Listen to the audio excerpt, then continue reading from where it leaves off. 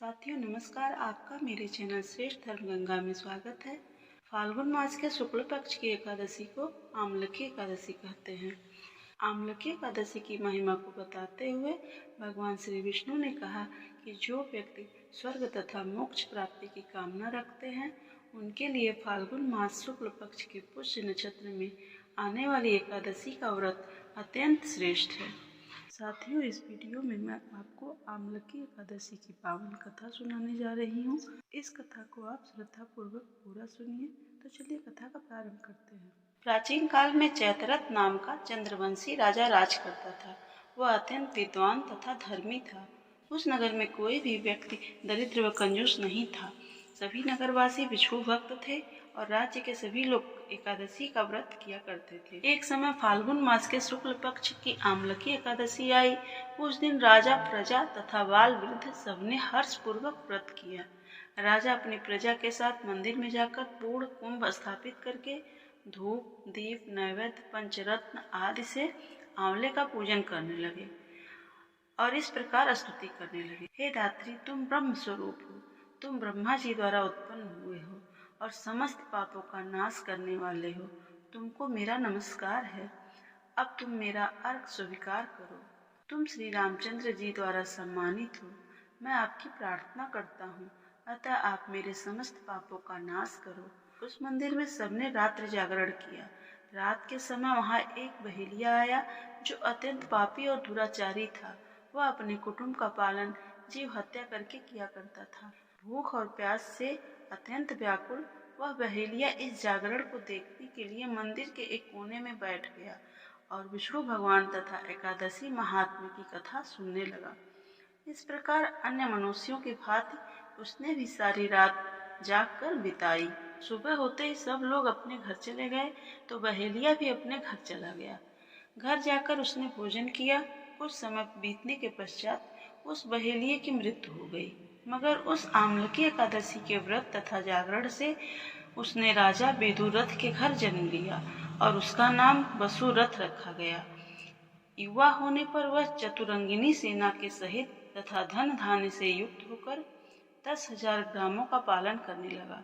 वह तेज में सूर्य के समान, कांति में चंद्रमा के समान और वीरता में भगवान विष्णु के समान और क्षमा में पृथ्वी के समान था। वह अत्यंत धार्मिक, सत्यवादी, कर्मवीर और विष्णु भक्त था। वह प्रजा का समान भाव से पालन करता था। दान देना उसका नित्य कर्तव्य था। एक दिन राजा शिकार खेलने के लिए गया। संयोगवश वह रास्ता भूल गया और दिशा का ज्ञान न होने के कारण उसी वन में एक वृक्ष के नीचे सो गया। थोड़ी देर बाद पहाड़ी मलिक्ष वहां पर आ गए और राजा को अकेला देखकर मारो मारो शब्द करते हुए राजा की ओर दौड़ पड़े। मलिक्ष कहने लगे कि इसी दुष्ट राजा ने हमारे माता पिता, पुत्र पौत्र आदि अनेक संबंधियों को मारा है तथा देश से निकाल दिया है, अतः इसको अवश्य मारना चाहिए। ऐसा कहकर वे मलेच्छ उस राजा को मारने दौड़े और अनेक प्रकार के अस्त्र शस्त्र उसके ऊपर फेंकने लगे। वे सब अस्त्र शस्त्र राजा के शरीर पर गिरते ही नष्ट हो जाते थे और उनका वार फूल के समान प्रतीत होता था। अब उन मलेच्छों के अस्त्र शस्त्र उल्टा उन्हीं पर प्रहार करने लगे, जिससे वे मूर्छित होकर गिरने लगे। उसी समय राजा के शरीर से एक दिव्य स्त्री उत्पन्न हुई। वह स्त्री अत्यंत सुंदर होते हुए भी उसकी भ्रिकुटी टेढ़ी थी। उसकी आंखों से लाल लाल अग्नि निकल रही थी, जिससे वह दूसरे काल के समान प्रतीत होती थी। वह स्त्री मलेच्छों को मारने दौड़ी और थोड़ी ही देर में उसने सब मलेच्छों को काल के गाल में पहुंचा दिया। जब राजा सोकर उठा तो उसने मलेच्छों को मरा हुआ देखकर कहा कि इन शत्रुओं को किसने मारा है?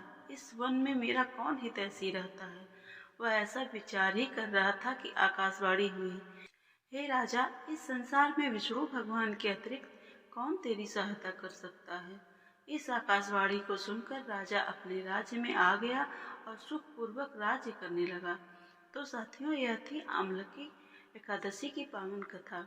जो मनुष्य इस आमलकी एकादशी का व्रत करता है वह प्रत्येक कार्य में सफल होता है और अंत में विष्णु लोक को जाता है। पुष्य नक्षत्र के दिन आने वाली यह एकादशी बहुत ही पुण्यदायिनी होती है तथा इस व्रत का पालन करने वाले को जन्म जन्मांतर के सभी पाप नष्ट होते हैं। ऐसी है इस एकादशी व्रत कथा की महिमा। ओम जय जगदीश हरे, जय जगदीश हरे, भक्त जनों के संकट क्षण में दूर करे। ओम जय जगदीश हरे, जो ध्यावे फल पावे, दुख बिन से मन का, स्वामी दुख बिन से मन का, सुख संपत्ति घर आए, कष्ट मिटे तन का। ओम जय जगदीश हरे, मात पिता तुम मेरे, शरण कहूँ मैं किसी की, स्वामी शरण कहूँ मैं किसी की, तुम बिन और न दूजा, आस करूँ जिसकी। ओम जय जगदीश हरे, तुम पूर्ण परमात्मा, तुम अंतर्यामी, स्वामी तुम अंतर्यामी, पार ब्रह्म परमेश्वर, तुम सबके स्वामी। ओम जय जगदीश हरे, तुम करुणा के सागर, तुम पालन करता, स्वामी तुम पालन करता, मैं मूर्ख खल कामी, कृपा करो बरसा।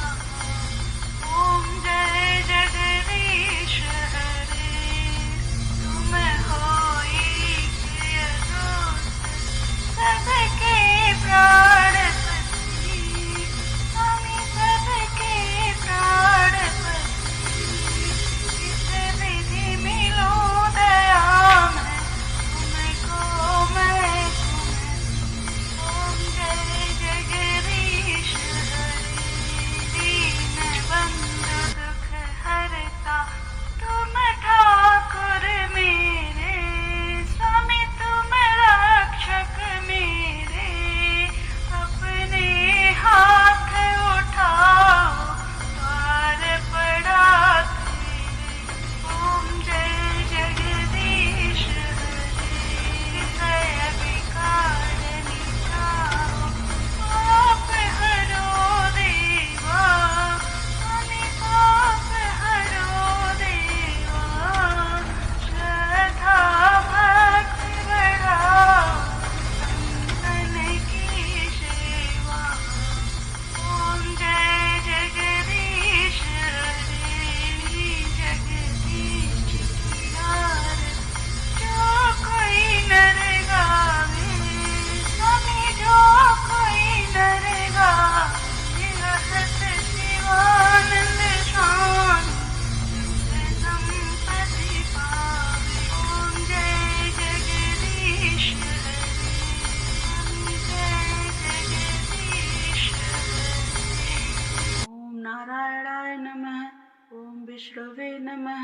ओम नमो नारायण। श्रीमन्नारायण नारायण हरि हरि। साथियों, इस पावन कथा का श्रवण करने के लिए धन्यवाद।